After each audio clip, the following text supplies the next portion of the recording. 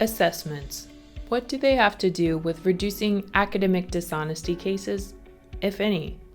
In our previous episodes, we've learned how students from our own academic support office reveal that out of the cases reported, the exam misconduct increased over 50% from the 2018 to 2020 school year. Dr. Beth Kenya Goshi, chair of the Department for Teacher Education and Certification here at S&T, actually specializes in the development of rubrics, surveys, and other instruments to assess performance in the field during student coursework and after their graduation. Hi, I'm Victoria, and this is episode 3 of Academic Dishonesty, where we'll consider different perspectives of the new normal for higher education, especially when it comes to thinking about assessment structure. I try to think about what actual teachers do in the field. And then I think about how can I simulate that as closely as possible with my assessment. And I think that solves multiple issues. One, there's not as many academic dishonesty problems because the students understand I have to actually do this when I'm a teacher. And if I can't do it, I maybe shouldn't be a teacher. Or if I don't like it, maybe I shouldn't be a teacher. That idea of this is what people do every day out in this field that you want to pursue. That I think makes them more authentic to them. And so they're less likely to go find something or memorize something and submit that. I also think it makes it easier to give them feedback, to be perfectly honest. I'm a big rubric person and I have lots of descriptors in the rubric. And I have discussions with my students about both delivering feedback to others and taking feedback themselves, where it's not personal. It's not about you. My job in this course is to teach you this skill or for you to learn this knowledge. And I need to let you know if you're not there yet. Think about all the time that instructors have put into creating a class. And then if on top of that, they have to police their students once they turn in those assignments, right? Track papers down on Google and stuff like that. And I've done it. And it's enormous and exhausting and impossible, right? For all kinds of reasons. Instead of all that, really think about the assignments that you're giving. And how can I do this in a way that achieves the learning goals that I want, and yet it doesn't kind of create opportunities for cheating, or that makes cheating not worth the time. So going back to the kind of multiple stages papers, it's possible, of course, that a student could kind of buy a paper, I suppose, or find one out on Google, and then sort of reverse engineer it down, right, to these kind of initial pre-drafts. That's possible, but why would they do that, right? That would take more time than just doing the thing in the first place. Scaffold assignments so that they're broken into manageable chunks and checkpoints. Again, it's much more difficult for a student to go and purchase a paper if they have already done the groundwork. They don't want to, and again, it's going to be difficult to find a paper that's going to line up with the groundwork that they've already laid. Keep copies of assignments for comparison and growth. This is great for you and the students. They can see where maybe they struggled on their first exam, their first paper, their first homework assignment, and now they're doing much better. Have students, you can use some of these tools like plagiarism detection, but have students do it educationally. Don't have them submit a paper through Turnitin and then come to you. Have them submit it into Turnitin and they get the report. I've often seen students who sort of get blindsided by faculty members saying, I got this Turnitin report and this is what it says about you. And the student hadn't seen it yet until we sit down into an academic integrity meeting. And that's not fair to the student. And I think every time we give a test, we sort students. And the students who come out at the top of that sorting, I don't think necessarily are the ones who do the best out in the field when they graduate. And if we use the tests, only the tests as sorting, There are students who never get the chance to go out in the field. They never get the chance to do the fun stuff because they get sorted to the bottom every time. And that's not, as an educator, that's not the way it should go. There's other ways to give students a chance to show that they can perform. Assessing skills in different ways may seem an odd topic to hone in on when it comes to the core issue of what we're looking at, academic dishonesty. But out of the 9 faculty and students I interviewed, this subject of assessments was the most common topic that came up during our interviews. Turns out the way that you, as an instructor, design your assessments can actually be one of the largest influential factors to reducing academic dishonesty cases in your own class. We've heard from Dr. Beth Kanyagoshi on how she simulates true-to-life experiences for her future teachers as a way to assess their knowledge. But what are ways faculty with large lectures might consider restructuring?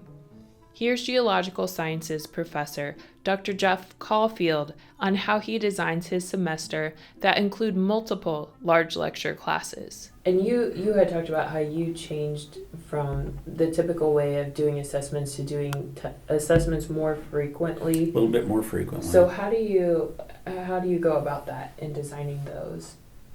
Oh, well, in this particular class, it's pretty straightforward because we're covering chapters in a textbook, somewhat sequentially. So I just, instead of covering 4 chapters for an exam, I covered 2. And then we did a smaller exam, and then the next 2 and a smaller exam. So it was a lot easier for me to do that. I mean, I could easily do it once a week, except it starts taking up too much time in your classes, right? So, but I know people that do. They'll have a pretty significant quiz every week, and that's a great way to do assessment. You got 16 weeks roughly in a semester, so neither one of them is incredibly high stakes, right? And then you might throw in an exam once or twice. But grading them, I mean, you go from grading one big exam at the end of a class to, 8 smaller exams. That's more grading, so you just got to be dedicated to doing it. But the frequent assessments is cool because you also are able to gauge student learning a little bit quicker.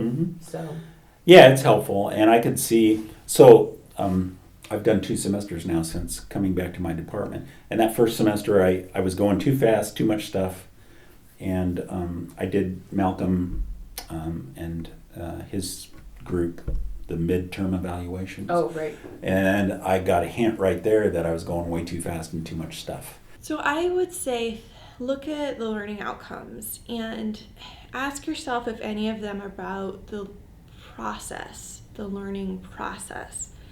And I know with a large lecture, it can be difficult to score something that is qualitative, that is not multiple choice. But I'd really encourage you to think about, can you add 1 or even 2 questions that are process questions? Explain how you solved this problem. And to be honest, you could randomly select one of those problems that were multiple choice, all right? Explain why you chose this answer. That's one way. Again, I think it cuts down on academic dishonesty if at the very beginning you tell them, I'm going to be doing this. I expect that not only you get the right answer, but you can explain to someone else how you got the right answer and what your thought process was. I don't think we do that very often. And the same on homework assignments. You could give homework and then randomly assign students, like you have problem 2, you have 3, you have 4, and make me a little 1-minute video explaining how you solved it. And then everyone else in the class can see the videos, and then they can help each other. And you could, take a small group of students each time to do that, but if they don't know which problem they're gonna have to explain, then they're gonna know how to do all of them. And I'd also encourage the opposite way too. Have the students create the problems, and then they could, trade with someone and solve someone else's problem, and then discuss like, oh, why did you do this? Why did you do that? Well, this is what I determined to be the right answer, me as the writer of the question. That forces them also to apply it to the real world. Everyone works differently. I love big projects. It gives me enough time to figure out what I want to do and when, and then during the last week, it's crunch time instead of just the last 4 hours, right? So my crunch time is still longer.